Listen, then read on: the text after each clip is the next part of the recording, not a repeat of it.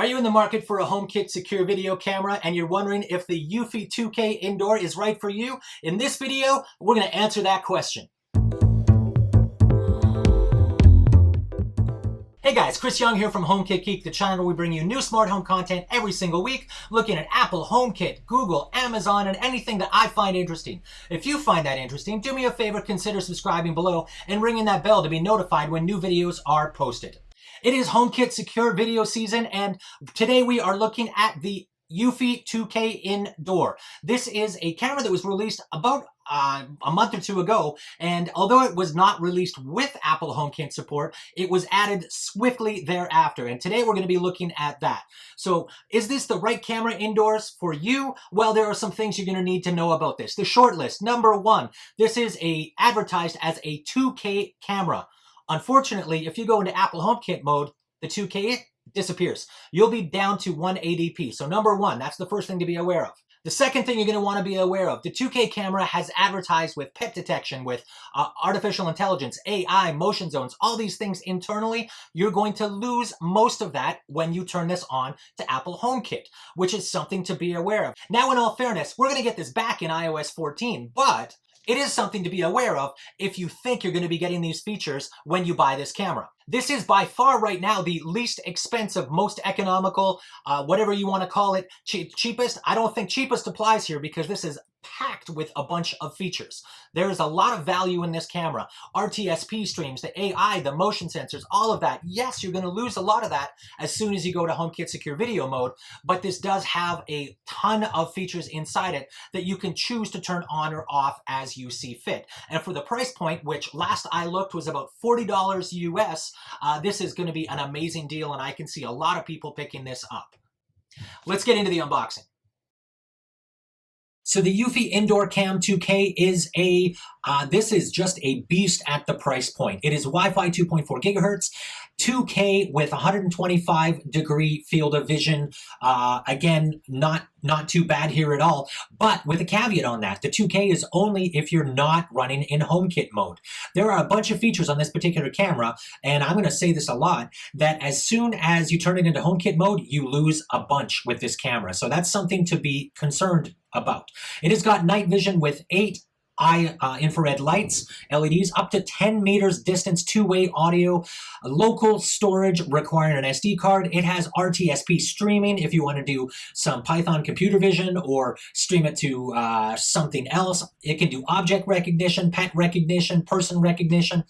But again, you lose a bunch of those things, i.e. the RTSP streaming, the object recognition, pet recognition, all of that person goes away as soon as you turn on the HomeKit features. So that's definitely something you're going to want to be concerned with here when making a choice, is that absolutely this camera can do a ton, but if you're going to put it in the HomeKit Secure video mode, you're only going to get 1080p. You're not going to get RTSP streaming. You're not going to get object recognition until iOS 14, where we're going to start to get some of that back with the HomeKit Secure Video. So again, things to be aware of when making a product choice. Let's look at the unboxing.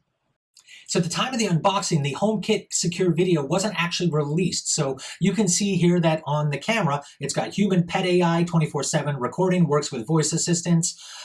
No HomeKit logo on here because it didn't support it at the time when this was released. But again, that was released in a firmware update, which is a good thing, right? It's always great when manufacturers start to provide us more value over time, when we get more than what we actually invested in. So now that we've got everything out of the box, you can see you got everything you need. You've got your USB power, you've got your mounting cables, your USB micro. As you can see, the cable is included here, and you could substitute that with whatever you need if you want to use something different. Again, this is going to slide right in here, so you're going to have that mounting to go on the wall, on the roof, wherever you want it, and the camera is going to lock securely in place. So we're going to get the Eufy camera set up in the Eufy app, in that when I got the camera, it wasn't actually HomeKit compatible yet. And that's pretty easy to do. This is also going to mean that it's going to be able to work with Amazon or Google or whoever else that Eufy actually supports. So we're going to use the camera here to be able to get this in. There's a QR code on the bottom of the camera, and what also looks suspiciously like the numbers for the 9 digits of a HomeKit code. So I'm assuming that's what it's going to be in the future. We'll check that out later in the video. Again, hold the sync button down so you can hear that beep. Once that beep happens, it starts to flash blue. It's going to connect via Bluetooth and ask us to what are the credentials to be able to push over the Wi-Fi username and password. Again, this is where HomeKit and that whole onboarding from a HomeKit standpoint really starts to shine. You don't have to do that with the typical HomeKit process. So once we've got that, it's going to ask us about our storage. Do we want to do micro SD storage, which is going to be required, cloud, or NAS? So this is the RTSP. It does work with Synology, but I can tell you I've also tested it out with Python and the computer vision libraries, and it seems to be just a standard RTSP library. So I would expect it to work with just about any other RTSP compatible thing, whatever it is that you're trying to work with. So now that we've got that there, again, I love these little touches. Where are you going to be installing it? Recommended height from, depending if you've got children or you don't have pets, right? These little things in the apps are such a big deal to me because it's really going to improve the experience of the product, right? Mounting notes. All of these things do really make a difference, and the thing is if they tell us about it, we're more inclined to have a better experience and take their advice, right? If you don't take their advice, you can't complain too much. So scrolling quickly through the camera settings here, you can see HomeKit portal coming soon. You've got sound detection, pet detection, video recording. You've got that RTSP if I go into my storage, right? All of that stuff is available. And again, really important to realize you lose most of it. Any of the AI stuff, the pet commands, which is a really cool feature. You can have the camera, when it sees your pet, speak something to your pet. Tell them to get off the couch, right? Awesome stuff, but you're going to lose it when you go into HomeKit mode, right? Which is something to be aware of. Activity zones, you're going to lose those as well until iOS 14 at least, right? Let's take a look at the HomeKit setup. So for those of you who want to use this only as a HomeKit camera, you're going to have to pay attention to this part because you might be a little bit disappointed.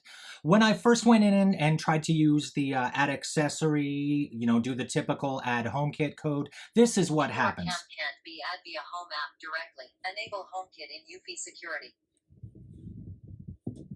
On the off chance that I had to go in and actually use the HomeKit code manually and type that in, this is what I got. Indoor cam can't be add via Home app directly. Enable HomeKit in Eufy Security.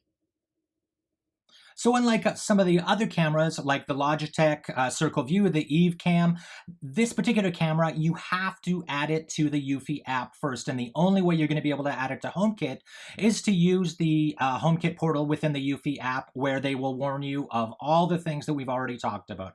Essentially, the camera is going to be crippled, disabled, whatever, except for your HomeKit stuff. And that's just the way it is, right? For the price point, this might be acceptable to you. I'm not here to judge. I'm just here to tell you how it is.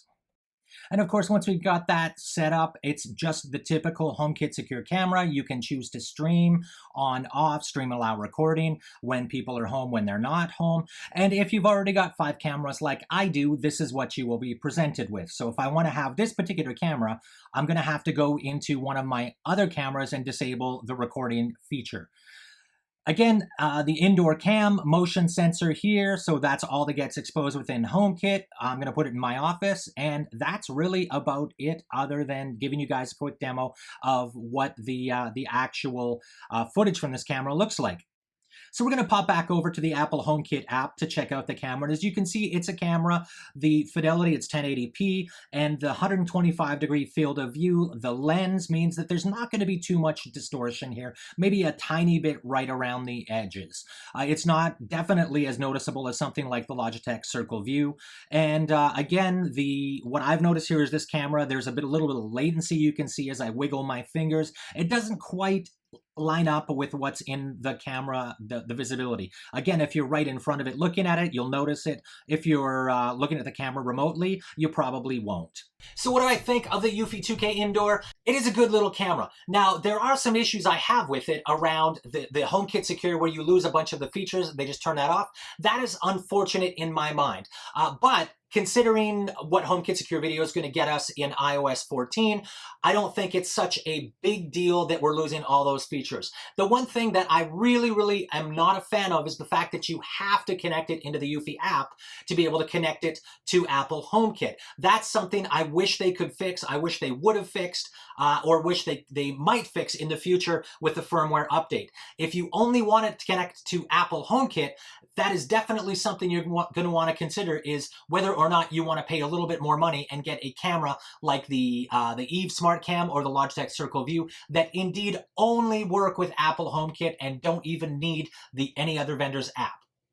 What do you guys think? Did I cover your questions? Did I answer everything that you had? Burning questions? If I didn't, do me a favor, comments below. I would love to hear from you. If you haven't subscribed already, do me a favor, ring that bell, be notified when new videos are loaded, and right about here or here, you should now be seeing a video that YouTube thinks is right for you. See you guys soon.